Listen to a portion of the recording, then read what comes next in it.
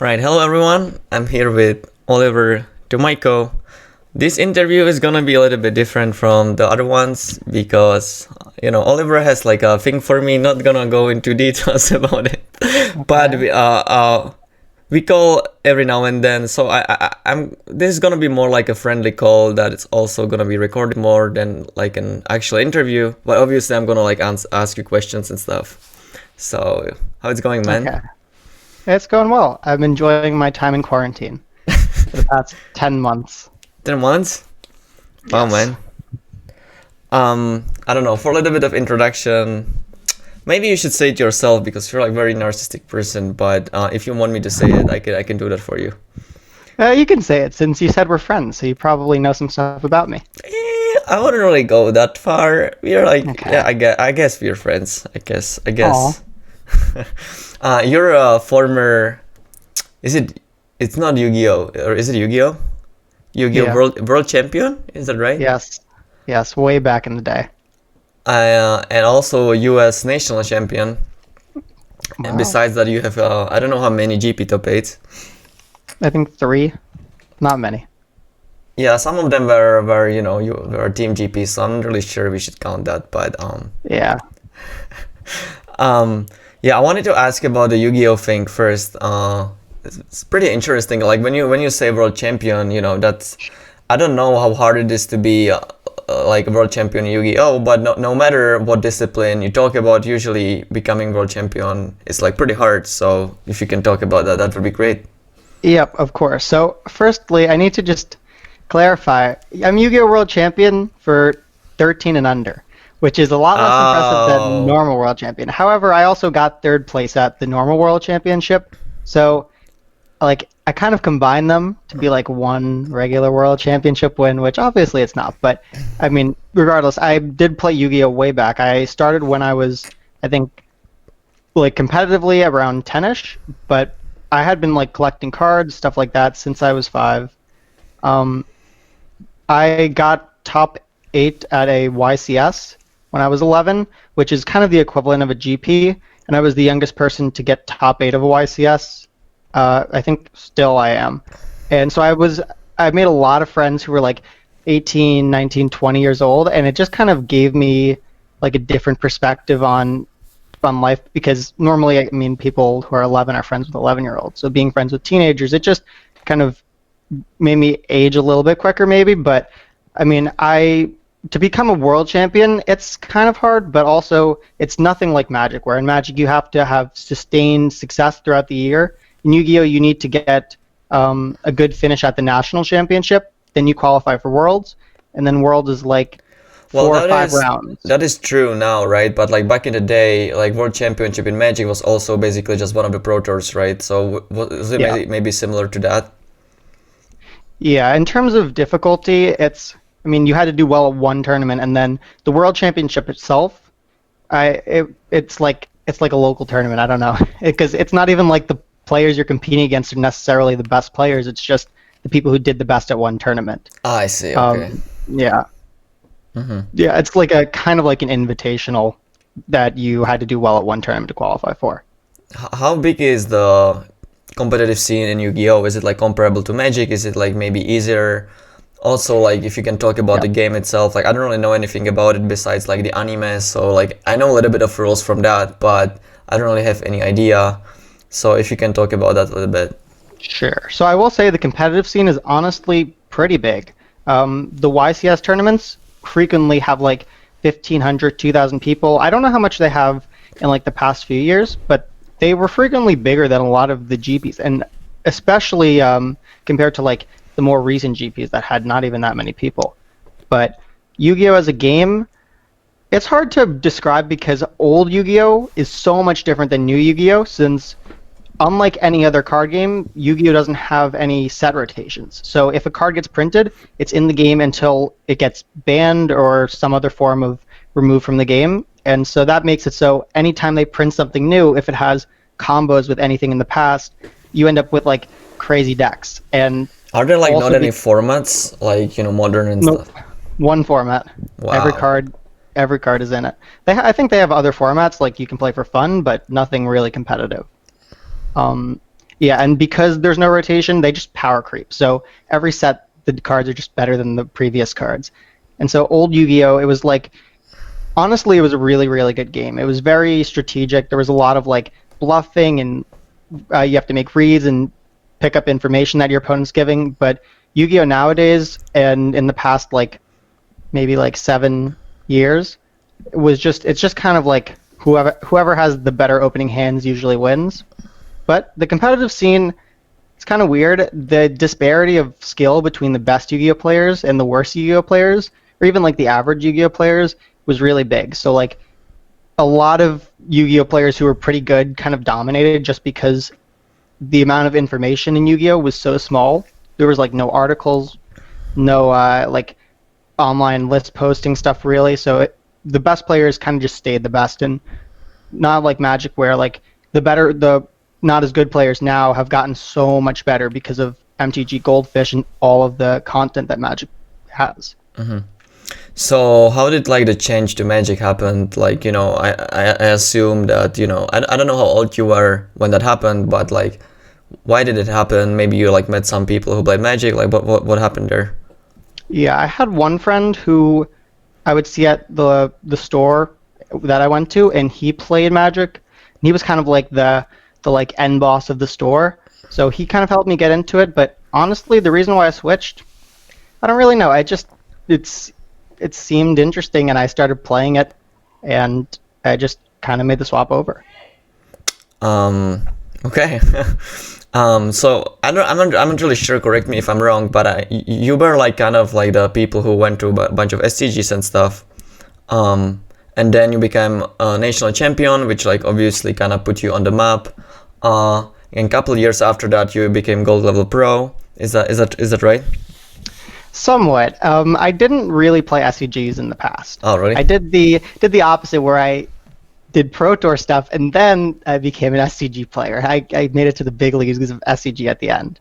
But at the beginning, no. I just mainly played GPs, a lot of PTQ type stuff, and I became friends with like people like Calcano from the Northeast area, and they helped me improve a lot. And then into national champion stuff, and the last few years basically were when I was actually on the Pro Tour, getting to play Pro Tours, around when I met you.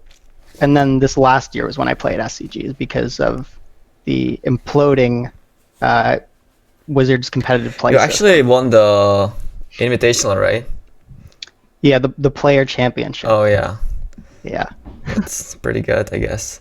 Was that like a year ago or something? I don't really remember. Yeah, it was almost exactly a year ago at this point. Wow. So like with Magic, did you always aspire to like maybe become a pro, or like, just like not like a random player just playing for fun? Or was it more that, I don't know, you just like enjoyed the puzzle, and because you're like pretty smart guy, it just like kind of happened randomly? Was it something that you... Was that a compliment? Yeah, I mean, it's an interview, so I'm trying to be nicer to you. Obviously, normally I would never say that, but yeah, of course.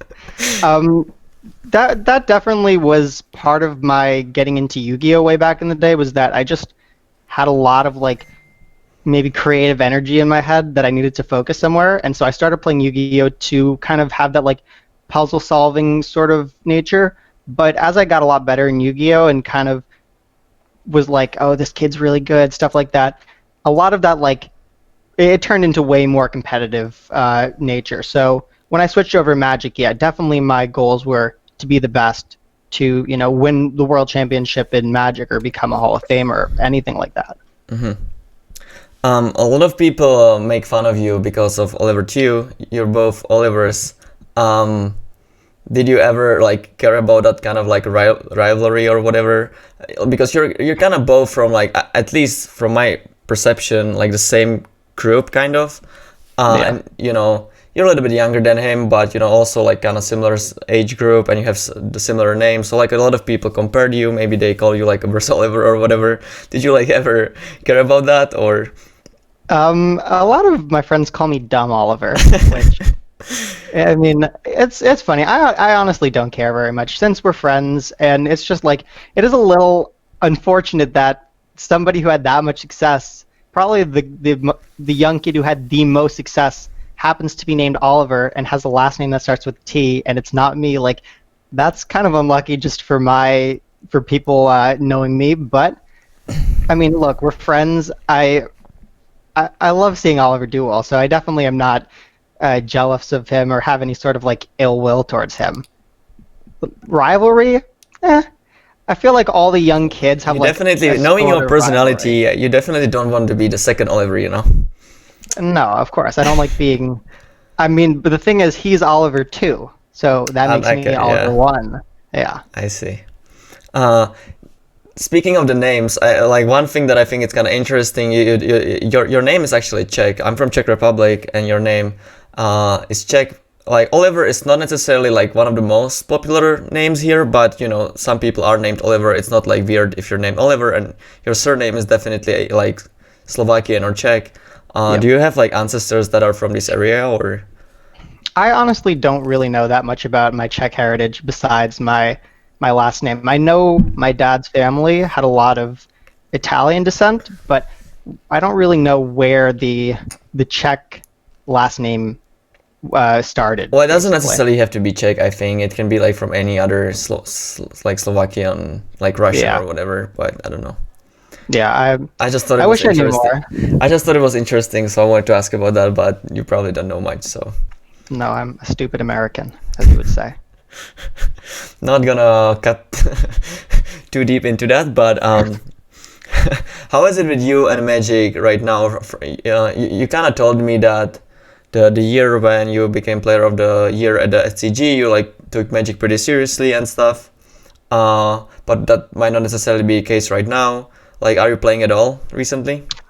Yeah, no. The last time I played Magic was the Pro Tour Finals, and then before that I played it at the Pro Tour that was online. But I did like a little bit of testing. I had a good group to test for the Pro Tour Finals, so it did make me excited for Magic for like a good 2 week period. But I have not played a game since, and it's kind of disappointing because yeah, like you said, the year before when I was doing SCG, I played a ton of Magic. I thought about Magic all the time. I was watching a ton of content, not doing that much like Moto and Arena, but I just basically had Magic on my brain all the time. And I was traveling every weekend, and so going from that to just having it all just disappear, it was disappointing. But I'm focusing on school now, so Is that the reason why you're not playing, or is it because of like maybe Corona, or maybe the Pro Tours going away, or maybe combination of that?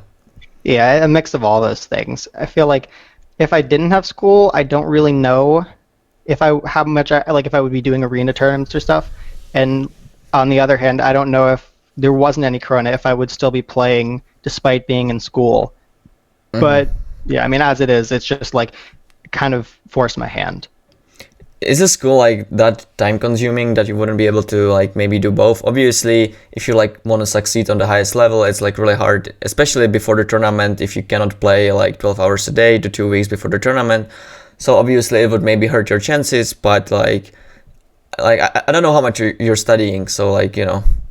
Yeah, it would be doable with school. The issue is that the travel was really brutal when I was playing Magic in school because I would have to travel on like week on the time where the Pro Tour was. There would be a GP before the Pro Tour and then the Pro Tour and like usually a tournament around there as well. So I would have to travel like basically every weekend of a month for like a few of the months out of the year, out of the school year, and it was really mentally straining because as a result, I needed to spend my weekdays doing more schoolwork, and then I had less time to hang out with friends, and overall, I don't know, I got kind of depressed when I was doing a lot of traveling during school for Magic, so I would be nervous to do it again. Did the depression come from the fact that you like kind of felt that you're not doing as well at like one of them because you don't have the time that, you know, if you just focused on one, it would be fine, but you know, maybe you go to a tournament and you like make a mistake and you're like thinking, oh, if I didn't had to study for school, I wouldn't make this mistake? Like, did the depression come from that, or just the traveling itself? Partly, I think it was mostly from just like traveling, but also all those tournaments that I played, it was like I would X3 the GPs, X6 the Pro Tours, and so I was like doing well but not amazing, and so there was like I was partly sad because I was not doing as well as I wanted, but I was partly enjoying the weekends a lot and then being really sad that I had to go back to school, and then it would make me want to play even more. It was just like, I don't know, so much. So like, do you think that even if the paper Magic comes back, like you're not really gonna play anyway, or? Yeah, I think I might be retired from the pro scene. However, I would want to go to GPs just to hang out with friends, you know, maybe see Petr. Well, I'm not American, so even if the GP happens, it's not unlikely that I'm gonna be there, you know. Yeah, well then I guess I'm never going to a GP again, since you're not going to be there. Maybe we should travel to Europe to like see all the Europeans, you know. I do want to do that. That would be on my to-do list, is traveling to Europe. Have you actually ever been to Europe? I have a few times for Magic tournaments, but I think the World Magic Cup, it was in Nice, and there was a few Pro Tours that were in Europe, and one of the Yu-Gi-Oh! World Championships was in Europe. But I mean, I never gotten to really explore Europe. You know, I explored the convention center, and yeah, that's not the greatest. Yeah. What is the country that you would like to go to most, besides obviously Czech, because you know that's where all the best people are from? But yeah, all the cool guys are from the Czech Republic.